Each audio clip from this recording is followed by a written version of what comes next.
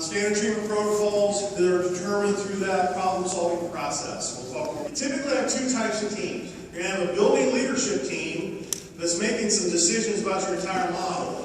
The next slide shows the responsibilities of the teams, but these are the makeups of the teams. So your building leadership team or your district leadership, those types of things. You're deciding what are our universal screeners, and then you're looking at that data as a team, either in grade levels or departments, or as a whole committee, looking at what are the strengths and concerns we're seeing from our Tier 1 data, predicting what interventions might we need, and then deciding what professional development might we need from that data.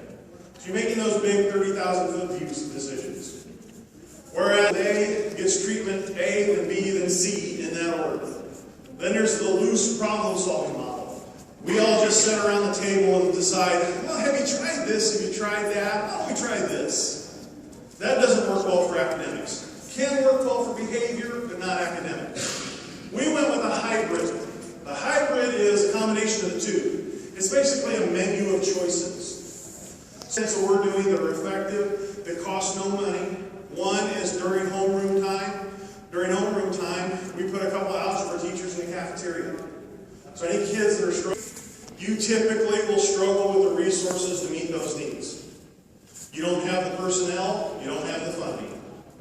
If you have higher than 20% of kids in Tier 2 and Tier 3. So you really want to put most of your eggs at Tier 1, so you keep these percentages and numbers smaller, so you can be effective with them. Dr. Daggett touched on this yesterday in his keynote. It's about a systems approach. When our superintendent tell whether what the teacher's telling you is true or not. So information's abundant for the kids to work in teams and collaborate. That's where things like the New Tech Network, problem-based, project-based learning, those kind of things come into play. A guaranteed and viable curriculum at Tier 1 comes right out of Marzano, the number one thing. Authentic college prep, positive behavior, intervention, and support. Here's the framework. First, you define select